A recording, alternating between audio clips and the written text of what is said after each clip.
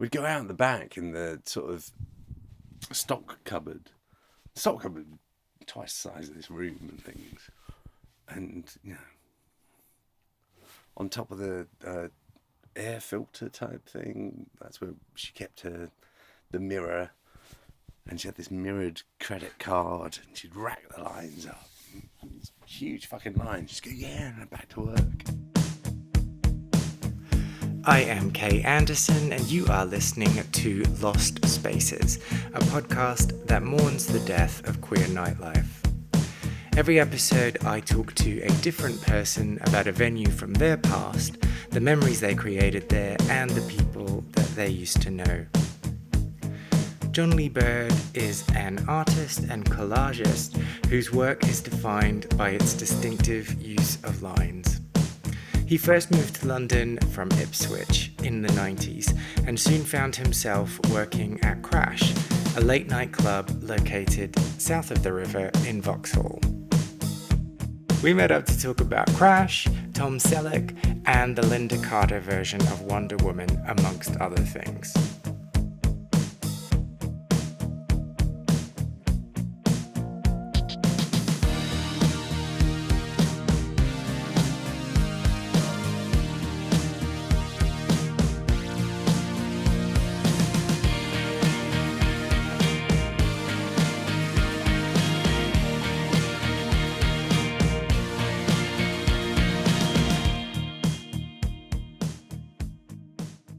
I worked at Crash for like a year and a half.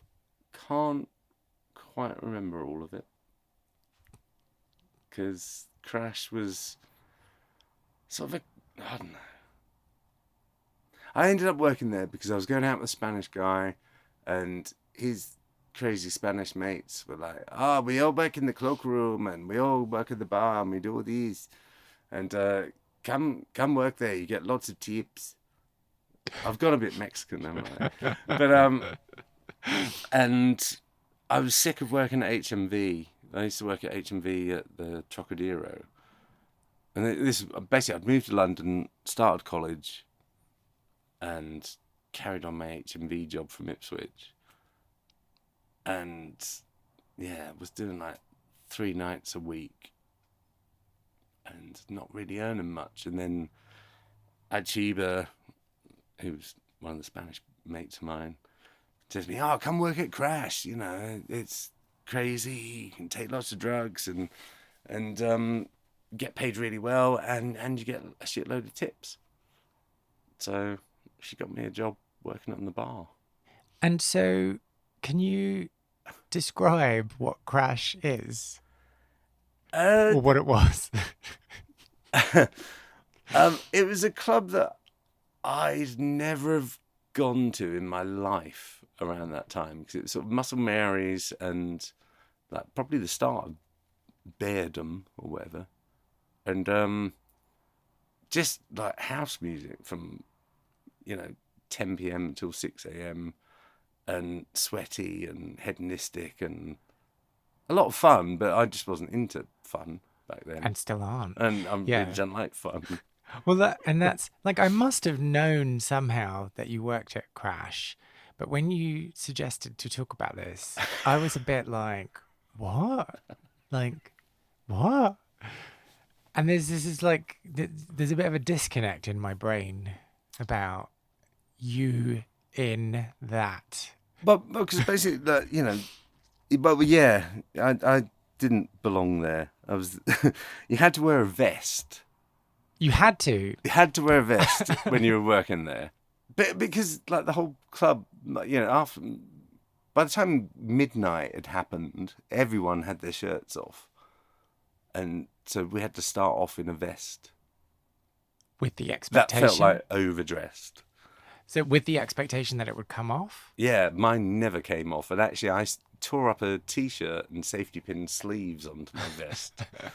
And I think the vest that's why I was kind of popular as a barman, because you had sleeves. I was the freak who never took his shirt off. So was it a men only venue? No, but it was really cruisy. for the men, but women were there as well. And Okay. and on Friday nights there was this god awful like 190 BPM night called Fish, and I basically worked Fridays and Saturdays, and Fish was the hardest shift because you have like 20-year-olds completely drunk dancing to this relentless beat. 190. That's Yeah, and like, everything was super fast. You came out sort of praying to go into a coma, basically. But then Saturday night was Crash, and Wayne Shires, who owned the bar or the night or the club, he's lovely. He's done other stuff. He's the mastermind behind a lot of gay clubs from sort of the late 90s up until now, and like he's got a place in Hastings now. Nice. He's a bit older, so it's a settled down bar. But he's probably still wild and lovely as he was. But so. Did you know him through your work there? yeah, I made friends with him. Yeah, because like I sort of started as barman and then was quickly promoted to sort of bar manager for the weekends.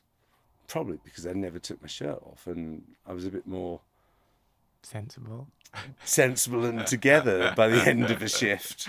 And is that the reason that you didn't take your shirt off? Because I wanted more money. No, I just wasn't. Like you were saying, like me being in like a proper club was just something that wasn't anything I was interested in. Yeah. So when it was first suggested to you that you go get a job there because you'll make more money, what was your reaction?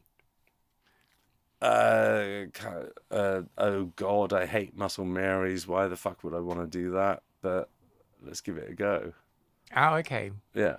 So and basically, Achieva and Siotcha, her sister, were just really enthusiastic about it. And like I say, I was at college and I wanted to just earn money at the weekends because that way, during the week, I could go out and do my own thing. And go and see sort of live music and be the indie nerd that I was. So, fuck it. I'll endure 2 nights of house music and sweaty men. Endure sweaty men. Come on. It's hard. I hate the sweaty men. And, my stomach could just turn if as soon as their tops came off. My favourite thing of the whole period of working at Crash and the best thing was doing the ice run. So basically I'd go to the stock room. Basically the bars weren't set up, they were makeshift bars, and you'd have to carry huge bags of ice through the crowds, and I'd take a shitload of delight just rubbing walking into sweaty Muscle Marys and like rubbing the bag of ice on their backs and just, suddenly hearing their voice go a bit natural. As in they'd suddenly squeal. Where, these huge, hulking, sweaty... There is nothing wrong with a squealing, hulking, sweaty man. As long as they're squealing at the right time. And so, do you remember your first time going? Yeah. Well, I never went there as a punter. Yeah. I've only worked there. Yeah. And I turned up and met Wayne, met Kerry, who was the sort of weekend manager. Wayne was around, but he wasn't really. Yeah. He'd actually enjoy the club on the weekend. And I was just sort of shown to the middle bar. There was 3 bars in the venue, like it was under the arches in Vauxhall. Mm-hmm. There's 3 bars, the entrance bar, that was always quite tame, and near the toilet and the office. Then the middle bar and the back bar, which was like the main dance room, where I think they actually had draft beer. All the other bars were sort of just bottled beers and spirits and shit. Bags of ice. But I worked on the middle bar originally, and I was introduced to quite possibly the loveliest man I ever met in a non-dating or friend kind of way. Like, it was just a bar mate. And he was Aidan Shaw's boyfriend. The porn star. Oh, okay. But Ken... I'm like, oh shit, is this like some author that I don't know? Right, Aidan Shaw does write as well. Yeah, Aidan Shaw's boyfriend Ken was honestly like a fucking Adonis. I was just overwhelmed. I'd be, oh my God, I've got to spend 8 hours working with this really handsome fucking bloke who had heart of gold, and like he showed me the ropes of like how to. I'd never worked in a bar before, and he showed me how to run a bar, basically. And so were you intimidated? Is that what you're saying? Or? Utterly intimidated. Okay. But Ken, even though looking like a fucking god, was really down to earth and really lovely. And I think he liked the fact that I was this sort of indie nerd suddenly sort of dropped in this, you know, my idea of a hellhole. I think he knew that I was just there to earn some money. Yeah. And he wanted to make me feel sort of comfortable. Yeah. That sounds a bit sexual. It's not sexual. I should be fucking lucky. And so how old were you when you started? 21. Oh, okay. 22. 20. No, yeah, it might have been 21. Oh, like super young. Yeah. Because I had thought that you had worked for quite a while before you went to college. Yeah, no, so late 22 actually, nearly 23. I'm just getting my dates wrong. I worked there. No, maybe I was 24. This is what working in clubs. Hang on, I was 35. Working in clubs does this to you, because yeah. Although I kept level-headed, I took quite a lot of things. So on the job. Yeah, completely. Oh, okay. We'll get to that. But well, can we just keep? There was a talking? lot of cocaine the night. Kirsty Kirstie Alley. Mattel. I need to say Kirstie Alley now again. See, that's showing the age. The night Kirsty McCall died, because Small, who was like the smallest house engineer, stroke caretaker, I can't remember what her job was. Like, she sort of dealt with all the tech in the club. She was really good mates with Kirsty McCall, and we were really sad. So we had a bit of a best toast to Kirsty. What was that about? Is there anything else to explore there? Or was it just lots of drugs? Yeah, just lots of drugs. Okay. Lots of drugs and lots of Jack Daniels. And yeah, you know, I'd still be cashing up really well at the end of the night. Really well. Yeah, cashing up and doing the stock take and running all the sheets. So you've talked about the 3 bars. Was there different rooms with different music, or is it all the same music throughout the I think club? the front 2 bars had different music. To be honest, I really couldn't tell the difference in the music. Like, to me, it sounded like the same song for 8 hours. It all sounds the same. I was an indie kid, and suddenly sort of dropped into banging house and techno, and I mean, that's when I first met Jim Stanton from Horse Meat Disco and all that. Jim used to just come in DJ, and he'd play music that's slightly different, and he was just always really lovely anyway. So he was one of the few people I liked that used to turn up. Otherwise, I was just being like really charming as a barman. Okay. And so when you say that you were charming, were you just really aloof, and you're thinking that it was charming? I think they kind of liked it, because most people were sort of off their tits or really drunk, because, you know, the club didn't get started till sort of midnight at least, because and Saturdays people came after Ducky, which used to finish at 1.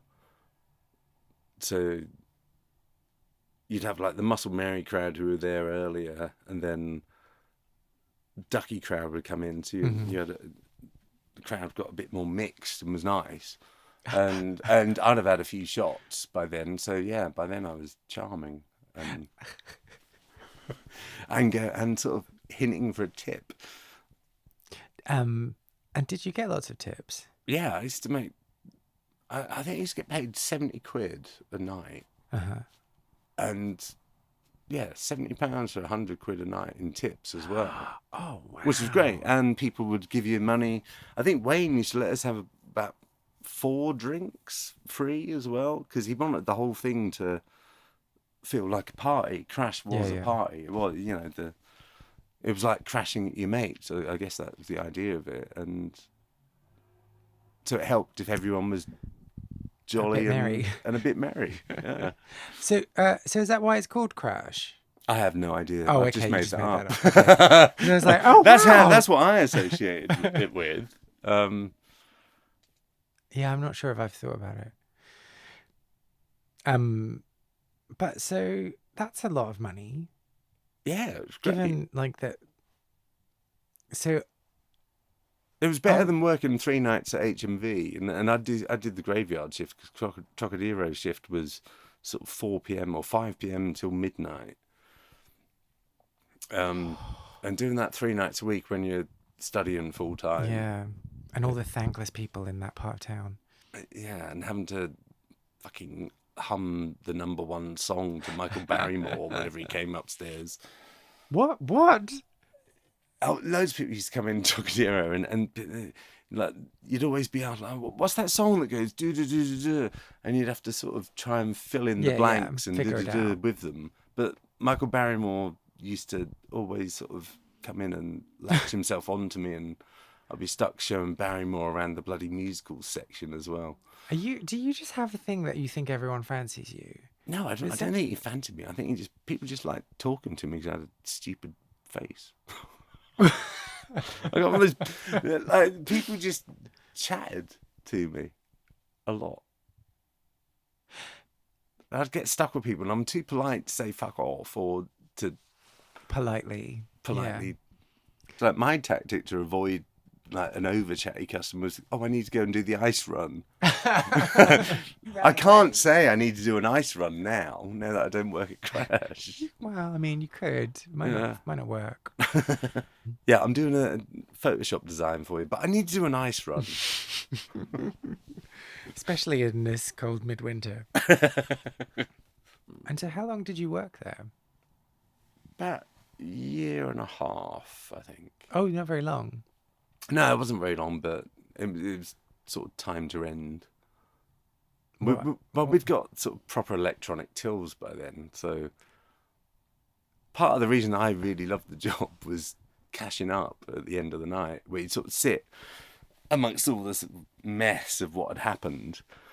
Like there was a really odd sort of half hour where like everyone would be then getting the shuttle bus to trade, and there was a shuttle bus to trade? Yeah. So, people would club until 6 a.m.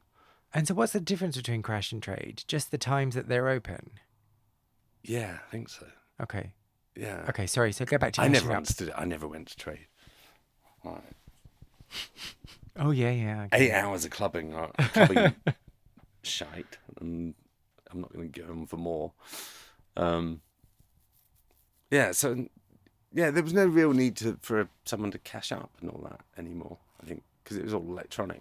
And so you were saying that one of your favourite things was to sit around. Was to sit around and cash up, and like as the lights came on, the last people left the club, like railway arches, and like suddenly all the walls, the black gloss painted walls, would just come alive, and all the cockroaches from the tunnels would just come up and just swarm the walls.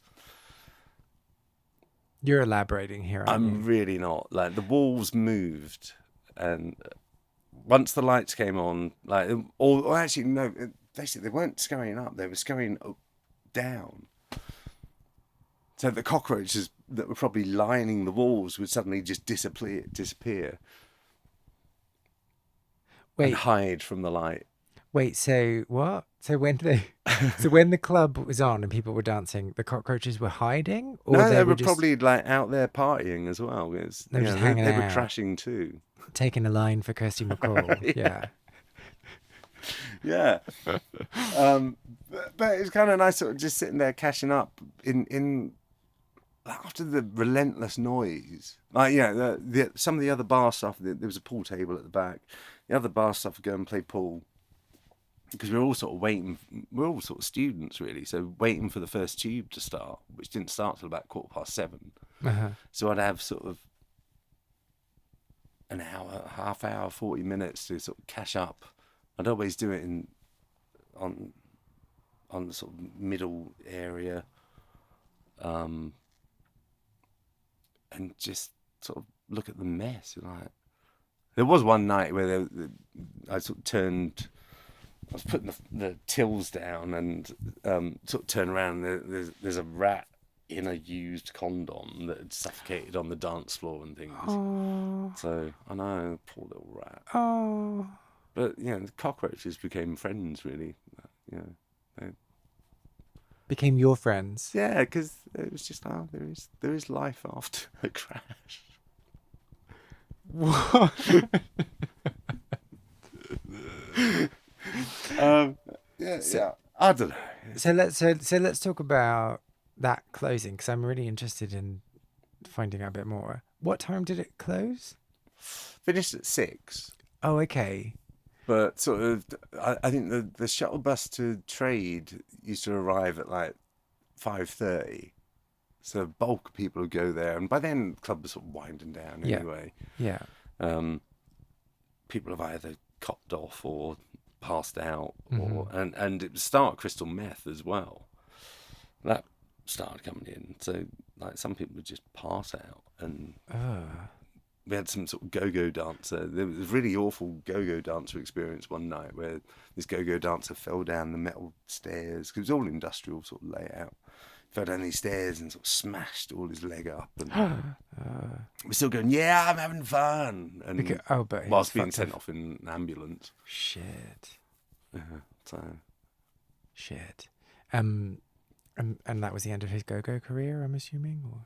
he's probably back the next weekend, just double dosed and gone.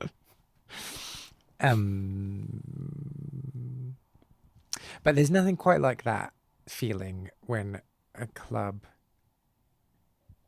closes, like the end, and all the lights come up. Yeah. What, like, did you then hang out with the other people that you worked with, or was it just kind of like... Well, I'd sort of cash up and put everything away. Yeah, and then we'd have like a couple of shots and things, and sometimes I'd join in playing pool. It's never very good, but And therefore you hated it, or...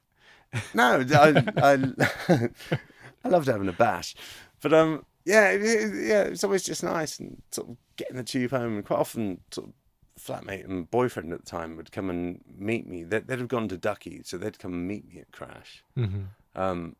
Flatmate's always been a bit of a lightweight, so she'd be throwing up her E into the bin or something. And my boyfriend would be like chatting to Ichiba in the cloakroom for the whole night, and then coming up to me going, "Oh, I'm so wasted, take me home." And I'm like, "No, you know, I gotta cash up." And then just the usual wait just for, I say, the first tube, and there'd be a really messy tube journey home from Vauxhall to East Ham. Because of other people on the tube, or because... Because we were just feeling really messy, and I'd have been knackered by then as well. Like suddenly everything would have worn off, and I'd be sort of sobering up with early Sunday morning people, and you see the people from like the hoist and things also getting on trying to get the first tube, and there'd be sort of odd little winks of like, "Oh, we know what state you're in." As well, solidarity for the clubbers. Yeah, for the smut of South London. Which reminds me, because you said that the place was quite cruisy. Did it have like a cruising area? Yeah, I think there was a room upstairs that I never actually went to. Even when bar managing, I never went up there. There was like a dark room bit upstairs, and this guy Spike used to do this cruise night. I can't remember what it's called. It might be called something like Spunk or something. so every so often it'd be sort of camouflage netting up, and you know the leather daddies would be in there, and What in the I'm whole? still prancing around in my vest with the safety pins. Don't make me T-shirt take it off. sleeves. This shirt is not coming off. What, like, so the whole place would become like a sex night. A sex night. God, that sounds. Yeah, but I didn't wear contact lenses. I sort of walked around blindly and just got on with my job.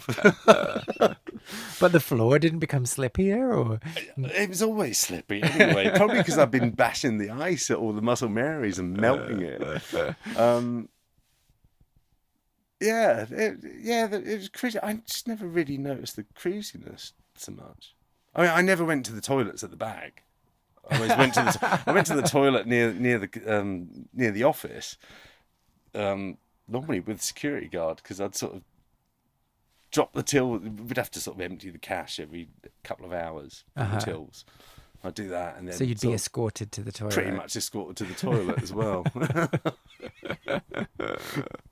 And I was just drinking shots of Jack Daniels, I think, at the time. So it wasn't like I was glugging beer and needed to piss every 10 minutes. Ah, okay. So Oh, I thought you were going to say, so I was really sober or something, and I was like, no, just really wasted that together. But so you were just oblivious to any sexual shenanigans. I just never really know. I knew stuff was going on, but I never really saw much. And you never like went to look. No. Find I had a out boyfriend. more. I was being really. Yeah, but you can still look. I don't know. But yeah, not with my eyesight. I saw the rat in the condom. That was enough for me. But like, but there used to be like sort of like occasionally have like live sex shows. Because I think Wayne was friends with Thingy, who ran Fist as well, and Fist was another nightclub in London Bridge, I think it was. Don't know. Or somewhere. I can imagine. But yeah, we had sort of there'd be live sex shows, and then sort of, like I say, obviously fucking happened on the dance floors as well, because did it? Well, yeah, there was condoms all over the floor. But like full penetration. On the dance floor. Yeah, I never witnessed it, but you know, flatmate and everyone were just like, wow. I think that's one of the reasons flatmate threw up in the bin. It was all a bit too much for a young girl coming up on her knee. Oh, flatmate. Oh, I know. I could say her name, but I don't know if it's right. No, let's keep her anonymous. Let's keep her out. Yeah. Oh wow. So I can't all that imagine stuff having was going sex. on, but also, you know, having lovely chats with people, you know, people like Chicken and Stick, who were sort of, you know, club kids. They started coming to Crash just because it was one of the few sort of after-hour places that even the freaks felt comfortable at. Because even though it was cruisy, there was still a party sort of fun atmosphere. And so it wasn't like that cliche of that kind of, you talked about Muscle Marys before, so it's not that cliche of like everyone looks the same and everyone is topless. There was a better mix. There was a bit of a mix, enough of a mix. There was enough of a mix to make it palatable for me to stay there a year and a half. Yeah, because like I said, the freaks would turn up. I say freaks, I'm one of the freaks, but and I suppose because we got the tail end of Ducky crowd as well. Yeah. I don't know. It did just feel comfortable, even for someone who was completely out of their element, being and overdressed. But I think that one of the things that Wayne, the organizer, promoter, club owner, I guess, what he's really great at is making places that everyone can feel comfortable in. So yeah, succeeded really. Even for this old ropey goth, you know. But so, wait, were you actually a goth? A little bit. I don't think I ever saw the sun, and that's not just because I worked through the night. But like, is there photographic evidence of you? No, there's a bit of a there might be a punkish photo. Oh, okay. I'm not interested in that. No, I probably looked a bit more like sort of John Taylor from Duran Duran, but with leopard print jeans and shit. In the thousands? No. Was this the 90s? No, that would have been early 80s. Yeah. No. Oh, God, I'm getting confused. I was working at Crash, probably, I think it must have been sort of late 97, no, early 98 to about August 99, I worked at Crash. And I was just skinhead and scrawny. Skinhead, scrawny, hairy, and pale. Pale. Yeah. And so you had a boyfriend at this time. Mm-hmm. How out were you? I was out with all my friends. Okay. Yeah.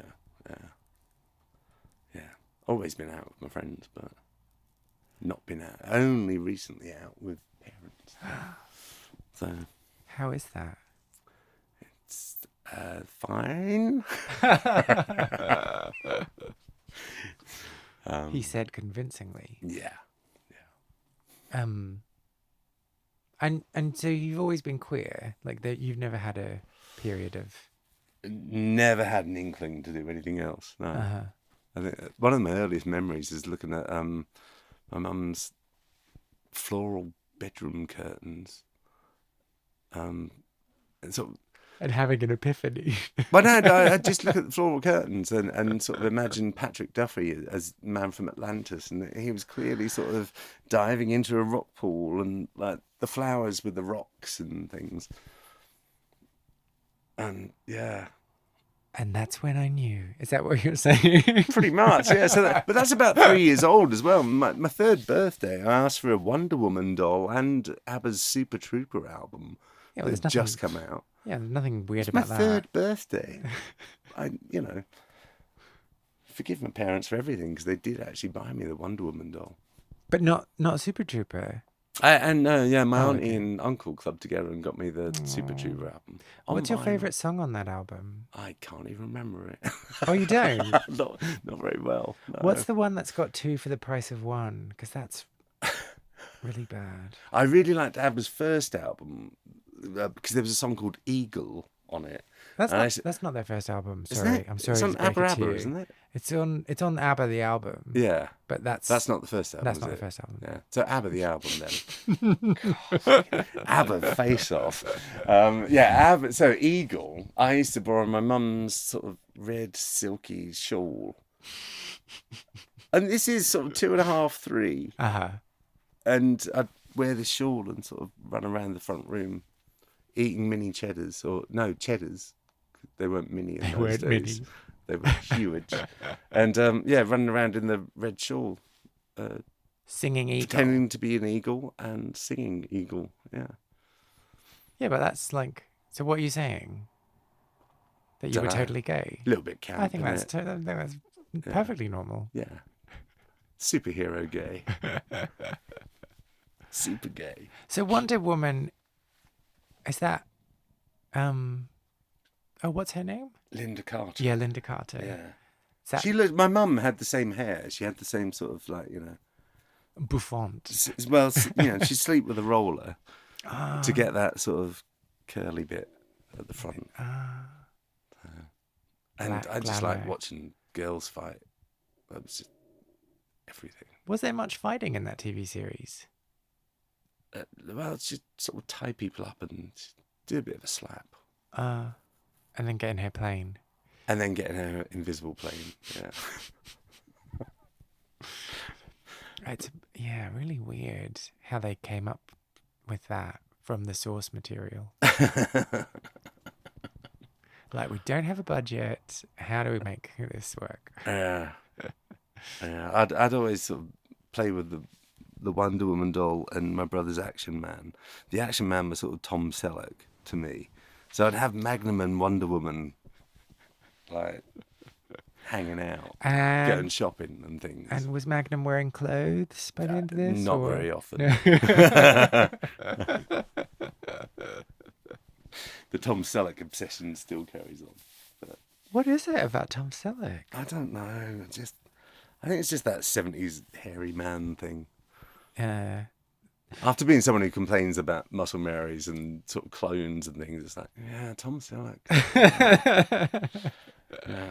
Contradiction. Who's the one that did the centerfold for Playgirl? Is that Tom Burt Selleck? Reynolds. Oh, Burt Reynolds. I think that's who I was thinking about before. I need to look it up. And the story that I was going to tell you, which is probably not as interesting because it's Burt Reynolds and not Tom Selleck, is that we, when we were on the road, like, I went on a road trip to the US with two friends that I went to high school with. Smokey and the Bandit, isn't it? That's Burt Reynolds. Isn't Burt Reynolds in Smokey and the Bandit? Don't know. It's hardly a road trip, but there's a car involved. He used to have, let me just make sure this is right. Yeah, he used to have a museum, the Burt Reynolds Museum, that is like just his memorabilia and crap. And we were so excited about this. I mean, I don't even know who he is because, like, I don't know when he's in. Have to check your phone. But we were so excited, and we got there, and went in, and they were like, "No, it's permanently closed." What a museum! Oh, so it's really sad. The I Burt didn't ever Reynolds- get to go to the Burt Reynolds But Museum. it's a fan museum, isn't it? Is there an official museum? No, I think no. This is the official one. No, because it was like from his archives or something. I don't know like what you call it, but the reason that the person that we saw knew that that there used to be a museum there and that it wasn't there anymore is because the building was now the Burt Reynolds Performing Arts School. So it was his museum. It wasn't just like someone who really liked Burt Reynolds put together a thing. Oh, there's pictures of it online. Okay. Of the museum? Of like inside, yeah. Does it make you relive that? Like, and there's like some black car. He wasn't Knight Rider, was he? No. Yeah. But I think he was Smokey and the Bandit. I can't remember what else Burt Reynolds did, actually. What is Smokey? Is that a TV show? I think, was it a TV show? The film, 2 films, I think. And what is it? A cowboy film? Well, cowboy hat. But they're in a car, so probably not official cowboy. Not cowboy as you know it. But he had a cowboy hat. I think it was just a fashion thing. Okay. I don't think they had spurs because that would have gotten in the way with the brakes. Putting the accelerator down. Oh, okay, I'm sold. Do you remember any songs? No. Nothing. It was just all the same. Well, yeah, I remember the song that How did it lasted go? for a year and a half. How did it go? Doof, doof, doof, doof, doof. And doof, doof, doof, doof. Yeah. So there's a fade Oh, I see. at some point. Oh, like, and The then a build phasing, up. and then build, yeah, and then the cockroaches start sort of mariachi clapping. Because the cockroaches are Mexican? Yeah, everywhere. All cockroaches are Mexican. Oh, really? Yeah, yeah. And how do you know this? That's where they get their rhythm. It's like all dogs are Spanish. They are? Yeah. You speak to any dog in Spanish, whether you can do cod Spanish. Dogs respond better to the Spanish voice. Spanish tones. Ah. See, that wouldn't work. If you went, ah! Ah. It would work. Or, ah! Oh, okay. So you moved to London in the mid-90s? Yeah, 97 I came to London. Yeah. And you would be like 20 something, early something? 22. 22. Yeah. So what? So you're just checking my maths from earlier, aren't you? I got it all wrong. Does it all work? Yeah. Left school at 16. Well, started A-levels, dropped out of A-levels because I wanted to work in a record shop. And then lied to get the job in the record shop so became manager before I was 18. But when they found out that I was underage and The Lover's Guide had come out, it suddenly meant that I had to get my assistant manager to sell 18 videos for me. It was only an awkward sort of 2-3 months. So Lover's Guide is what? It was like the first sort of legal sex video you could buy, teaching people how to have Oh, okay. sex, and you could buy it in normal shops. So like Woolworths sold it, I think, in brown paper wrap or something ridiculous. And what, so it was like a joy of sex type thing? Yeah, that sort of thing, but with actual penises rather than sort of. Were they erect penises? But, do you know what? I never saw it. I should have watched it, but I knew it was like heterosexual stuff. So I wasn't that interested. I mean, and what can you learn? There was a gay version actually that came out, but I didn't like the look of the people on the cover. So we didn't even watch it in the shop for a laugh or anything. Obviously not on the Christmas opening hours where Mrs. Mills type characters would be coming in the shop to buy Celine Dion albums. What? So it was like all soft lighting and like real sort of 80s, Vaseline on the lens. 80s crap sort of but soft in the focus 90s. lighting in a 90s way. Yeah. The 80s and 90s don't really look that different to me. Really? Yeah. I think they're really distinctly different. Well, 90s just becomes a bit of the toned down 80s. Do you? Right. Do you think? Yeah, I mean, apart from extra trainers and like toning down the shoulder pads, like, the 90s didn't really do much for me. Oh, wow. Apart from on the indie scene where, like, indie bands sort of appeared, but. So there's something that's very distinctly different. Yeah.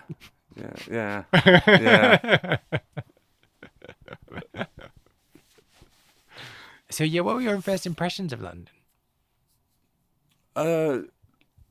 Loved it. I'd come to visit occasionally, see gigs and things, but loved it. But just felt like a really little fish in a big swamp. And is that a good thing or a bad thing? Bit of both, really. Terrified. And I didn't really know how to be gay, even. Coming from Ipswich, and, wasn't much going on, and didn't know any. I didn't have any gay friends at all, actually. So yeah, suddenly being in London and going, oh my God, how do I have gay friends? And like, there was a whole sort of 2-year period of just going, this is never going to work out. I'm never going to have. I want male friends that are gay that I haven't slept with or tried to sleep with. And I just didn't know how to meet people, so I didn't really know where to go or what to do. And so working in HMV and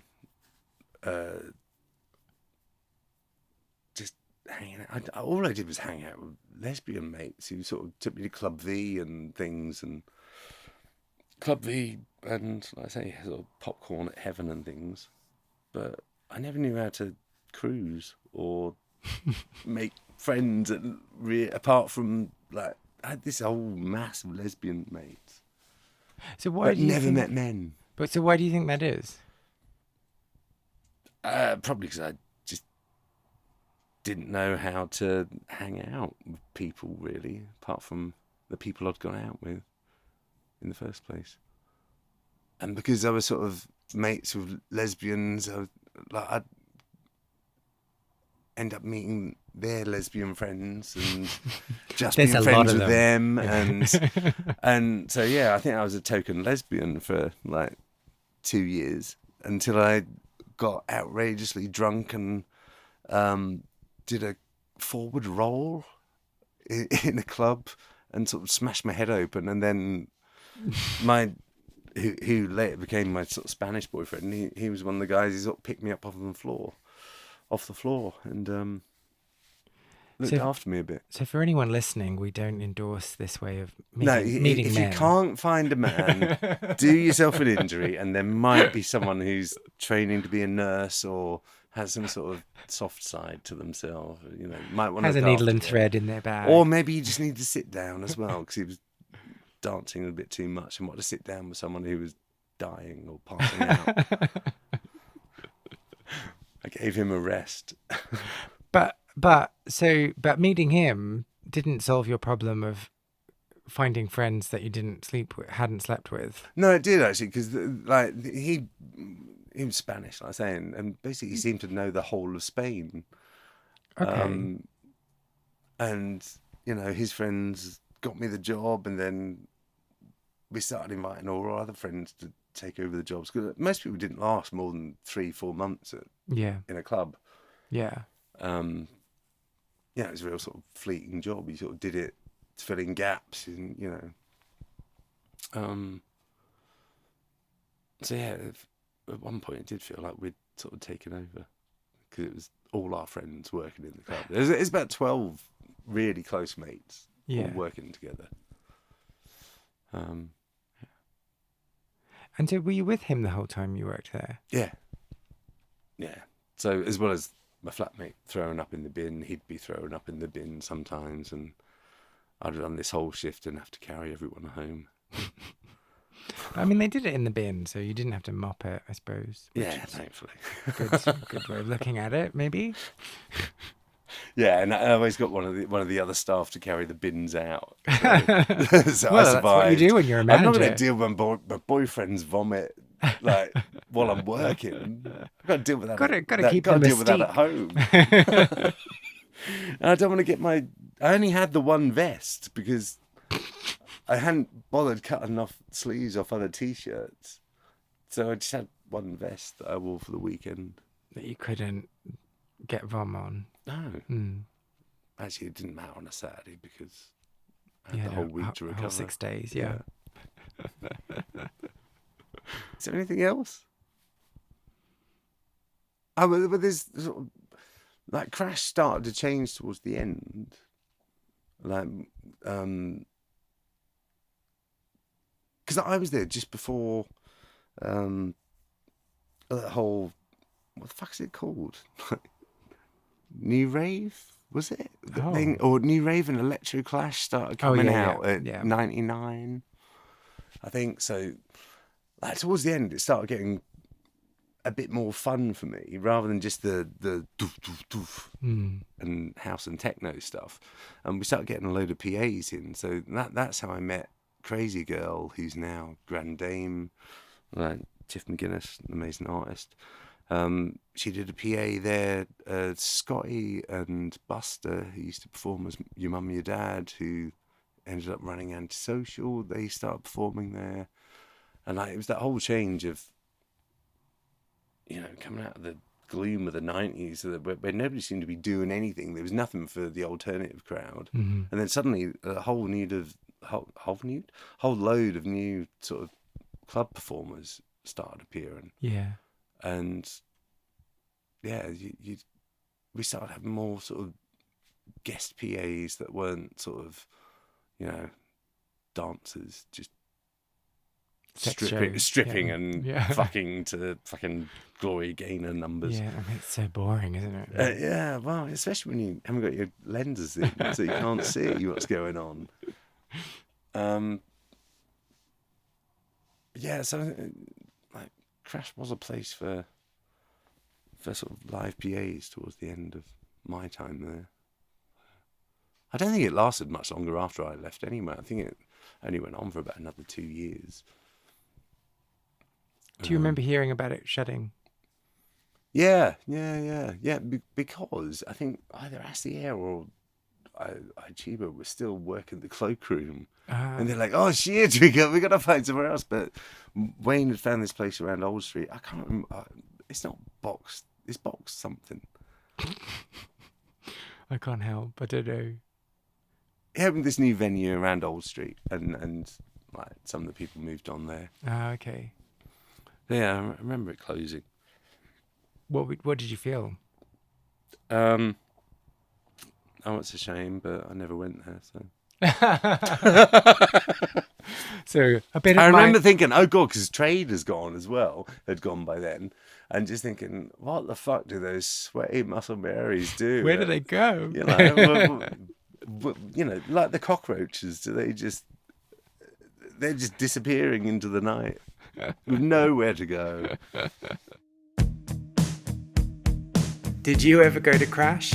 Well, if you did, I would love to hear from you. If you have any photos or stories from that time, please do share them through social media. You can reach me on Instagram, Facebook, and Twitter with the user handle KAndersonMusic. And you can also find out more about John at his website, www.johnleebird.com. Lost Spaces is not only a podcast, but a concept record as well. I've been writing songs about queer venues and the people who used to live their lives there, and will be releasing songs over the coming year. You can hear the first single, Well Groomed Boys, which is also the theme tune to this podcast, right now on all streaming platforms. If you liked this episode, I would really appreciate if you subscribed, left a review, or just told someone who you think might be interested in finding out more. I am Kay Anderson, and you have been listening to Lost Spaces.